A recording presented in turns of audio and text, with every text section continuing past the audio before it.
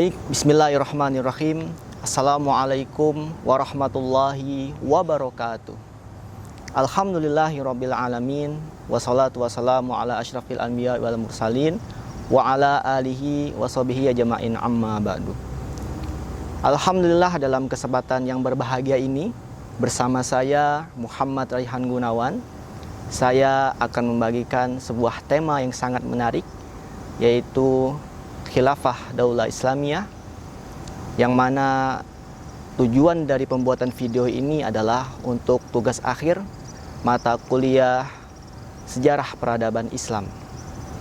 Dan saat ini saya sedang mengambil tempat di Kompleks Masjid Andalusia Islamic Center, Sentul City, Bogor, Jawa Barat. Baik, alhamdulillah, pada sesi kali ini saya akan membahas bagian penting dari suatu peradaban Islam, yaitu Fathu Mekah atau pembebasan Mekah. Ini merupakan sebuah momen besar, sebuah kemenangan agung yang Allah Subhanahu wa Ta'ala berikan kepada umat manusia dengan cara yang tidak disangka-sangka, dengan cara yang tidak diduga-duga.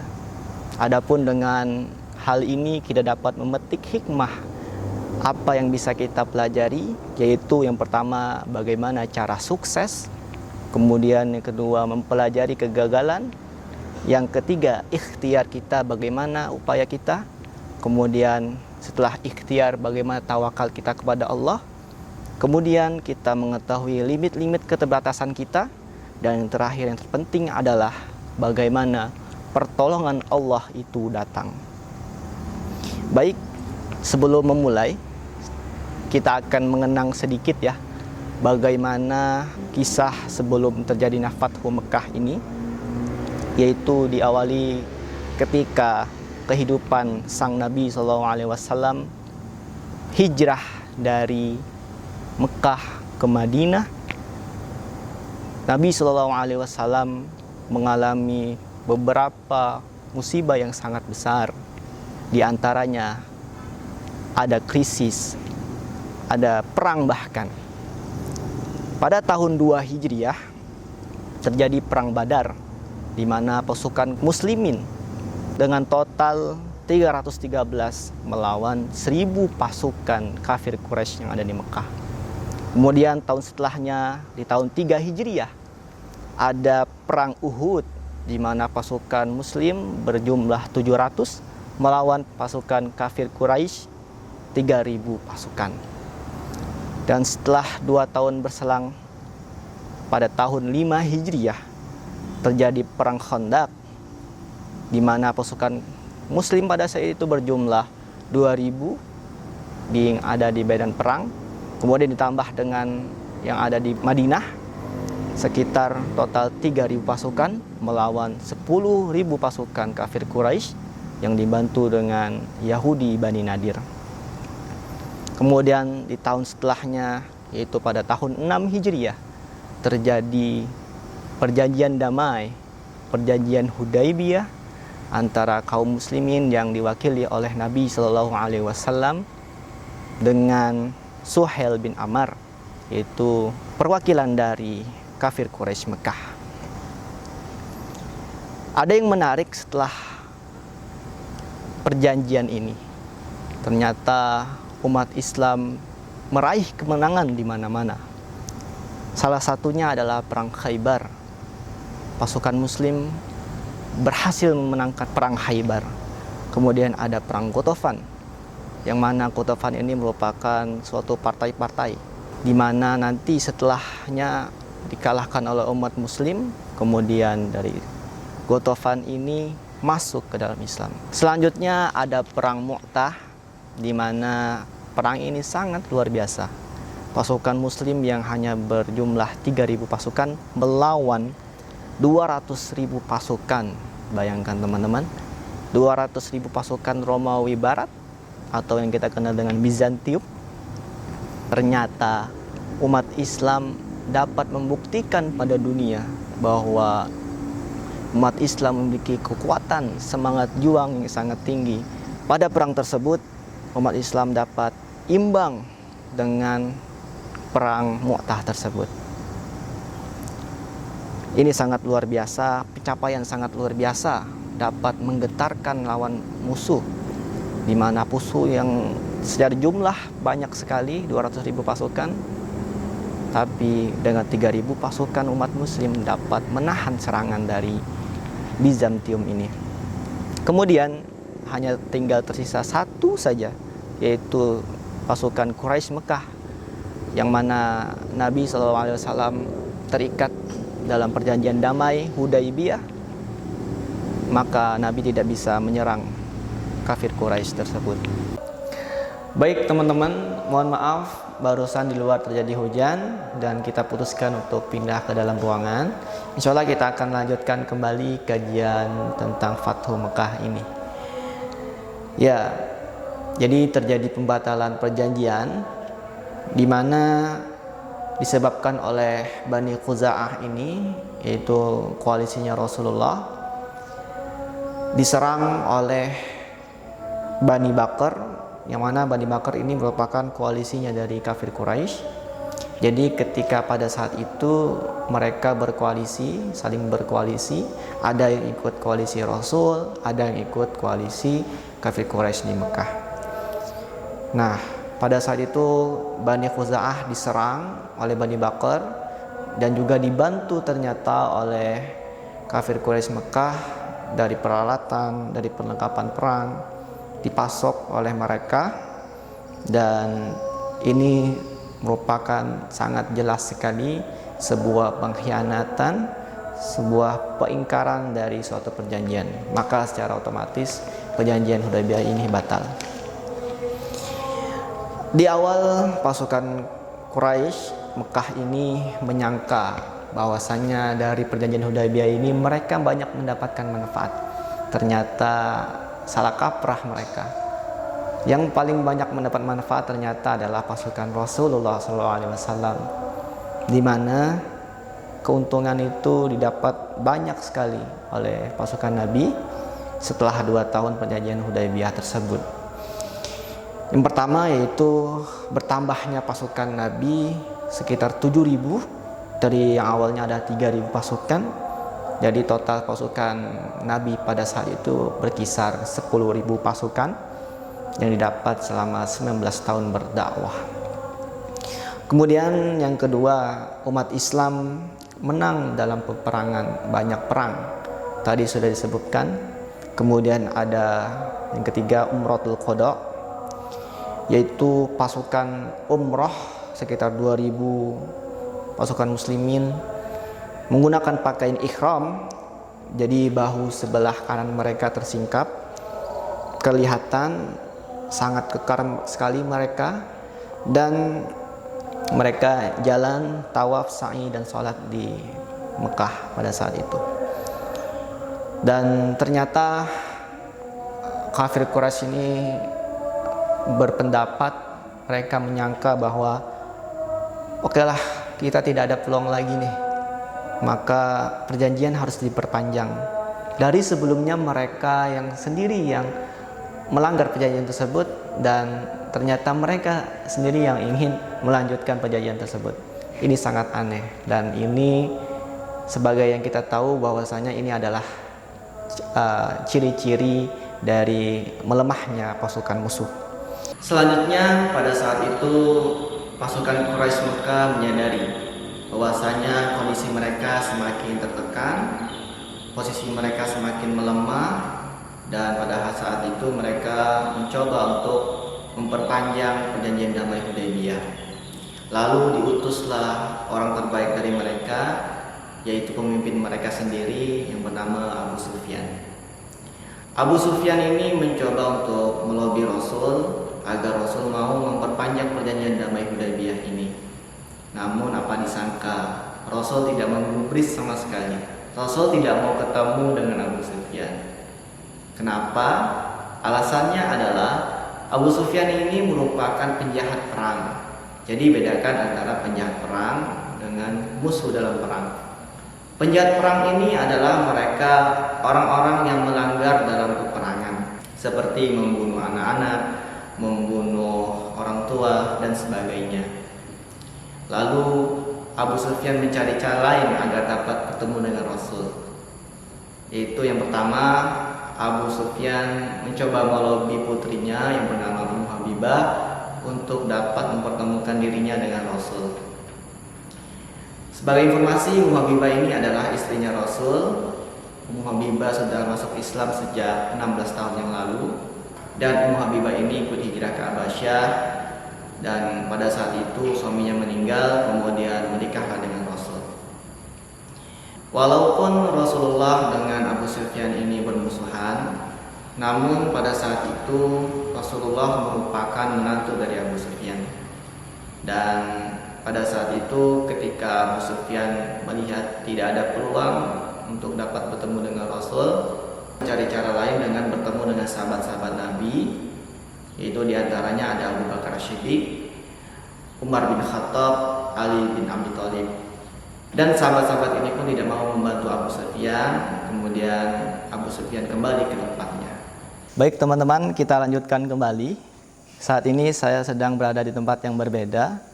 Insya Allah kita akan melanjutkan kembali pembahasan kita tentang Fathu Mekah. Nah, apa langkah selanjutnya? Langkah selanjutnya adalah Rasul membuat suatu strategi, di mana strategi ini merupakan ekspedisi ke Mekah. Namun ekspedisi ini dirahasiakan oleh Rasul. Bahkan istrinya Nabi Aisyah pun tidak mengetahui ekspedisi tersebut. Lalu apa perintah Nabi? Perintah Nabi adalah yang pertama kepada pasukan Ghatafan, yang mana pasukan Ghatafan ini merupakan kaum pasukan Ahzab pada 3 tahun yang lalu, di mana awalnya mereka adalah kafir. Kemudian setelahnya mereka menjadi muslim. Kemudian ada Fizarah, mantan orang-orang kafir. Dan yang ketiga, Nabi SAW mengamanahkan, menitipkan kota Madinah kepada Abu Raham Kulsum Al-Husain Al-Ghifari. Nah, setelah itu Nabi SAW berdoa kepada Allah. Apa isi doa Nabi? Ya Allah, tolong tutuplah pendengaran mereka, penglihatan mereka, sehingga mereka tidak mendengar ekspedisi ini kecuali secara tiba-tiba. Inilah doa Nabi kepada Allah Subhanahu wa taala, dan kita ketahui doa Nabi itu diijabah pasti oleh Allah. Doa Nabi makbul. Kemudian, namun sayangnya ada seorang yang imannya sedang lemah. Siapa namanya? Yaitu Hatib bin Abi Balta'ah. Beliau menyuruh seorang kurirnya ini adalah wanita. Beliau menyuruhnya untuk menyebarkan atau membocorkan rahasia ini kepada orang-orang Quraisy. Kemudian Nabi SAW dikasih tahu oleh Jibril, diinformasi oleh Jibril bahwasanya ada yang bocor, ada seseorang yang sedang membocorkan rahasia. Lalu Nabi menyuruh para sahabat untuk mengejar kurir tersebut, dan kemudian kurir tersebut ditangkap. Lalu yang menyebarkan ini yaitu Hatib bin Abi Balta'ah menghadaplah ke Rasul. Kemudian dijelaskanlah secara panjang lebar bahwa tidak ada niat sedikit pun untuk mengkhianati Islam. Hatib ini ingat keluarganya di Mekah. Kemudian Nabi memaafkannya. Selanjutnya, Nabi dan pasukan melanjutkan perjalanan. Kondisi saat itu sedang puasa Ramadan. Mereka sampailah di Qura Al-Ghanim. Pada saat itu sahabat makin lapar dan haus. Kemudian tiba di Al-Qadid. Sahabat merasa sudah tidak kuat. Dan lalu Nabi SAW memerintahkan kepada para sahabat untuk berbuka puasa. Lalu para sahabat berbukalah puasa setelah melaksanakan sholat asar. Tapi ada beberapa sahabat yang tetap mau melanjutkan puasanya sampai maghrib nanti. Nah, Rasul mengatakan, ulaika uso. Mereka lah orang-orang yang berdosa. Padahal Nabi sudah memerintahkan untuk berbuka, tapi mereka tetap saja untuk melanjutkan puasanya. Nah, Nabi mengatakan bahwasanya mereka lah yang sedang berdosa. Kemudian tibalah di Mar Az-Zahran, jaraknya sekitar 23 km dari Mekah. Ini sudah dekat sekali. Kalau perjalanan itu kurang lebih 1 hari 1 malam udah nyampe ke Mekah. Pasukan Nabi bertemu dengan pasukan Ghatafan, Fizarah dan lain-lain, yang mana total pasukan Nabi atau umat muslim pada saat itu berjumlah 10.000 pasukan. Sangat besar sekali. Kemudian ada strategi Rasul kembali yang sangat luar biasa. Apa strategi Rasul? Rasul memerintahkan kepada seluruh sahabat, kepada seluruh pasukannya, untuk menyalakan obor. Jadi pada saat itu, bayangkan dalam kondisi gelap gulita, Nabi SAW memerintahkan kepada seluruh sahabat untuk menyalakan obor setiap orang. Jadi bayang tuh, ada sekitar 10.000 pasukan menyalakan obor. Sangat bercahaya pada saat itu. Dan orang-orang kafir melihat ini dan bergetar mereka karena mengetahui banyak sekali pasukan yang akan menyerang Mekah. Kemudian ketika berkemah masih dalam perjalanan, ada mu'alaf baru. Totalnya ada 3 orang, yang dari ketiga ini merupakan masih keluarganya Rasul. Siapa dia? Yang pertama Abbas, pamannya Rasul. Abbas ini sangat dekat dengan Rasul. Beliau tidak pernah berkhianat dan sangat loyal sekali kepada Rasul. Kemudian ada 2 orang lagi, yaitu Abu Sufyan bin Haris, yang satunya Abdullah bin Umayyah, yang mana pada awalnya kedua orang ini ditolak oleh Rasul. Tapi Ummu Salamah melobi Rasul agar menerima mereka, dan setelah itu Rasul menerima mereka dan memaafkan mereka. Masih di kondisi yang sama di malam hari, kondisi berkemah, Abbas diizinkan oleh Rasul untuk berpatroli menggunakan keledainya Rasul. Kemudian Abbas ini dalam perjalanannya mendengar suara bisik-bisikan, dan ketika dia lihat ada 2 orang. 2 orang itu adalah Abu Sufyan dan Bulail bin Warqa.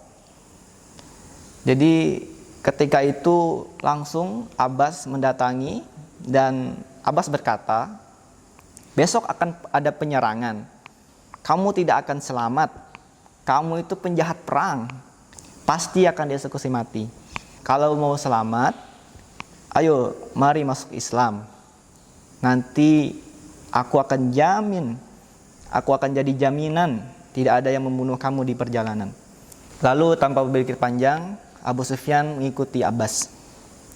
Nah, dalam perjalanan ini Abbas dan Abu Sufyan bertemu dengan para sahabat, dan ketika itu sahabat melihat, siapa ini? Dan ketika sahabat melihat, oh ini keledainya Rasul, silakan lewat.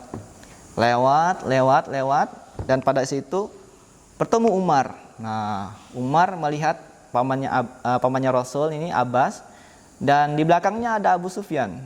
Nah, Umar langsung udah siap-siap pedangnya, tapi ketika itu Abbas langsung berlari menuju tenda Rasul, dan begitu juga dengan Umar, langsung bergegas menuju Rasul. Yang tiba yang pertama adalah Abbas, kemudian Abbas bertemu dengan Rasul, dan kemudian antara Abbas dan Umar ini berdebat mereka tentang Abu Sufyan ini mau diapakan. Lalu Rasul memerintahkan untuk mereka, pulang kamu Abbas ke tenda bersama Abu Sufyan, besok pagi datang kemari. Nah, besoknya Abu Sufyan dibawalah ke hadapan Rasul. Dan pada saat itulah momen ketika Abu Sufyan yang mana dulunya membenci Islam, menjadi musuhnya Islam, pada saat itu momen Abu Sufyan masuk ke Islam. Beliau bersyahadat di depan Rasul. Dan spontan saja para sahabat tentu meragukan keislaman dari Abu Sufyan ini. Karena apa? Karena para sahabat berpikir pada saat itu Abu Sufyan ini secara kasat mata dia masuk Islam karena takut dibunuh gitu. Tapi kita tidak tahu isi hati seseorang.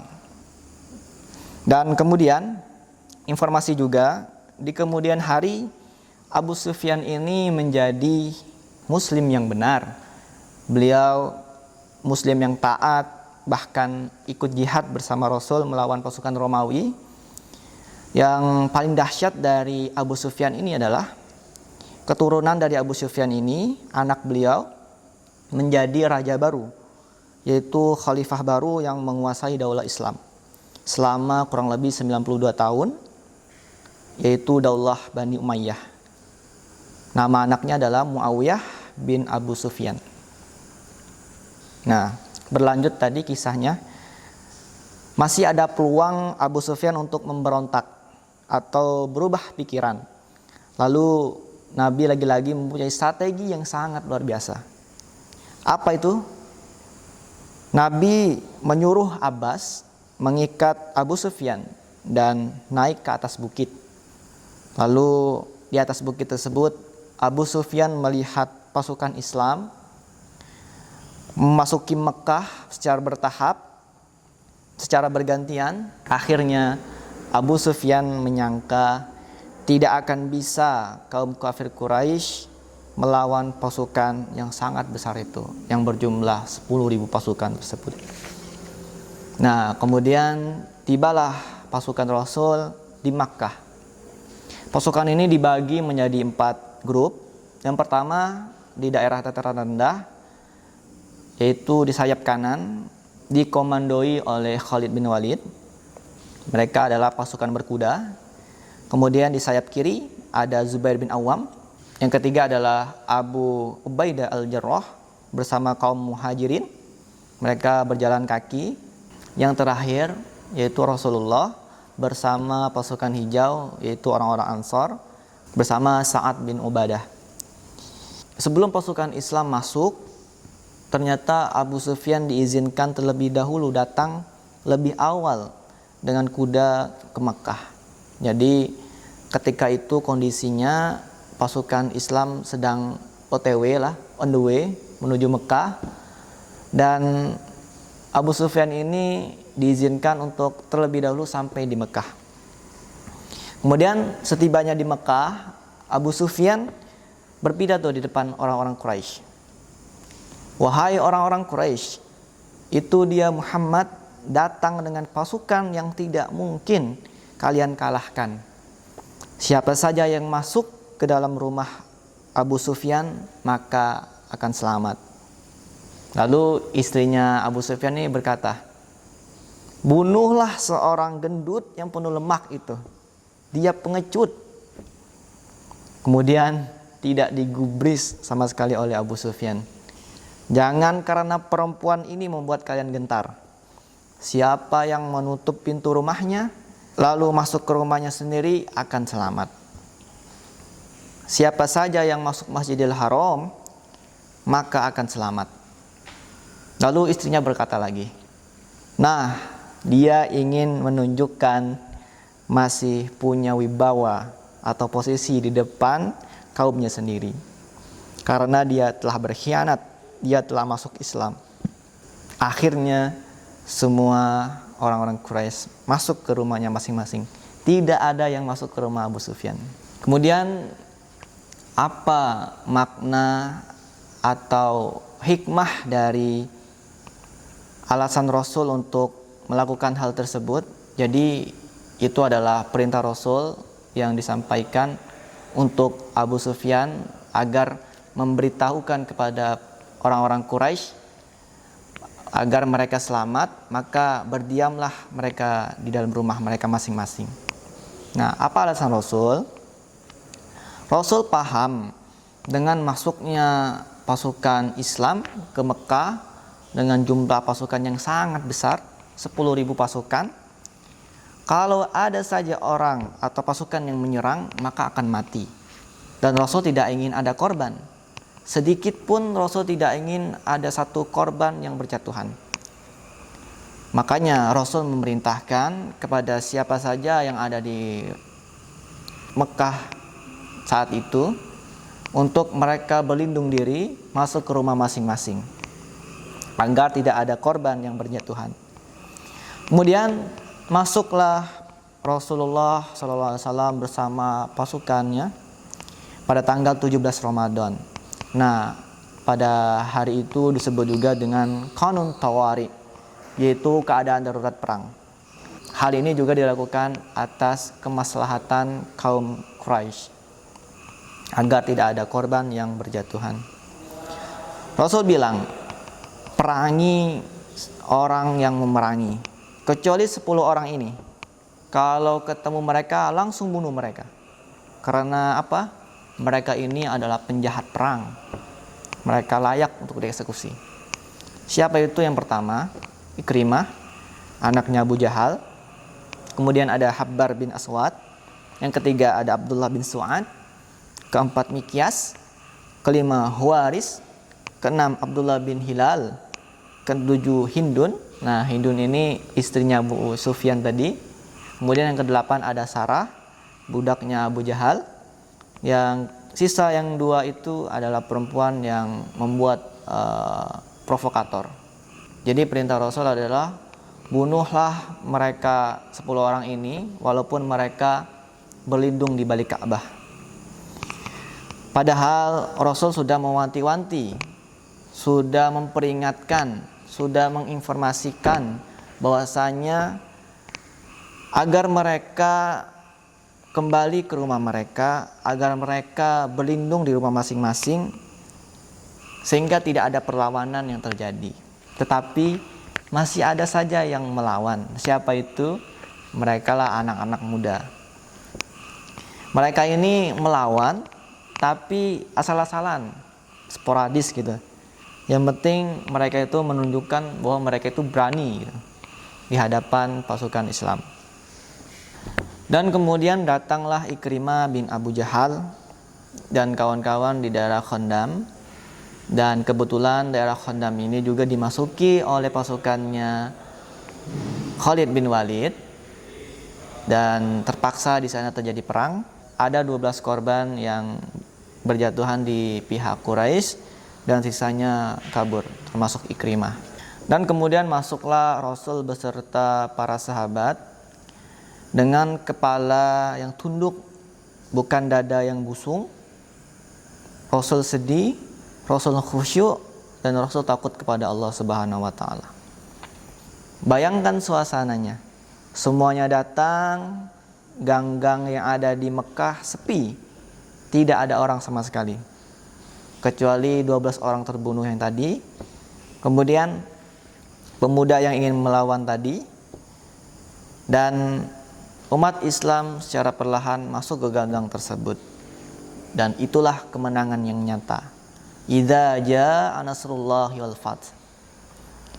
Bayangkan memorinya. Memori penyiksaan Yasir, Sumayyah, Bilal bin Rabah, yang mana Bilal pada saat itu ditimpa oleh batu besar, penyiksaan yang sangat menyakitkan. Kemudian para sahabat diintimidasi.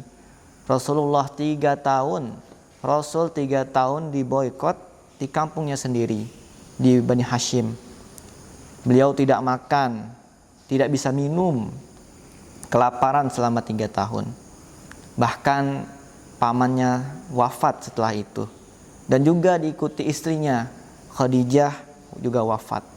13 tahun penderitaan di Mekah, kemudian ada perang Badar, perang Uhud.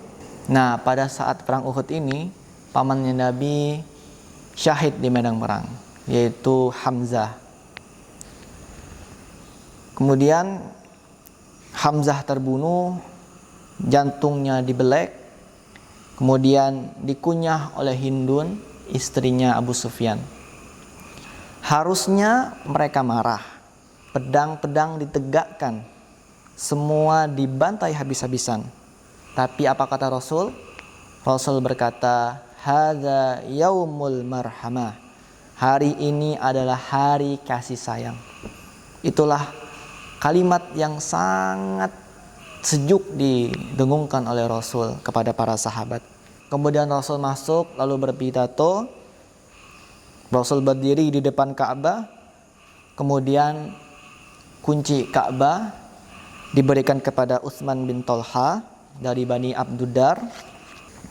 Kemudian Rasul menyuruh Bilal untuk naik ke Ka'bah, dan ini merupakan kali kedua setelah Umratul Qadha. Kemudian Bilal azan.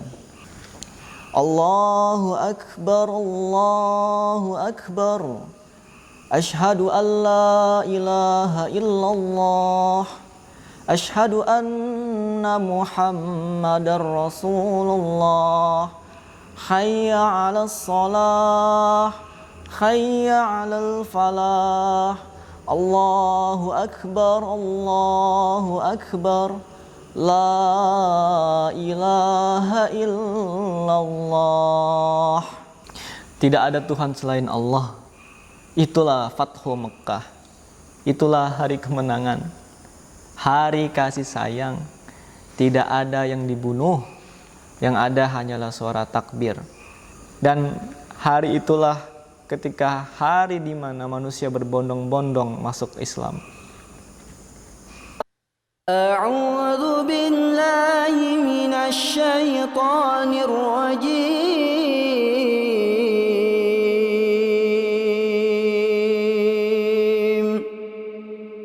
بسم الله الرحمن الرحيم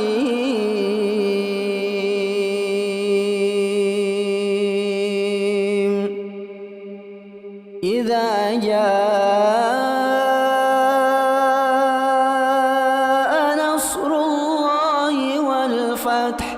ورأيت الناس يدخلون في دين الله أفواجا فسبح بحمد ربك واستغفره إنه كان توابا. Alhamdulillah, kita sudah berada di akhir. Dan sebelum itu saya memohon maaf bila terdapat kata-kata atau perbuatan saya yang salah. Kemudian saya juga mohon ampun kepada Allah. Dan saya juga berterima kasih kepada dosen-dosen saya, wabil khusus yang mengampu sejarah peradaban Islam, Ustadz Dimas, dan juga kepada teman-teman saya dan seluruh orang-orang yang telah mendukung dalam pembuatan video ini. Saya ucapkan jazakumullah khairan katsira. Semoga apa yang saya sampaikan dapat bermanfaat. Syukran ala husni ihtimamikum. Assalamualaikum warahmatullahi wabarakatuh.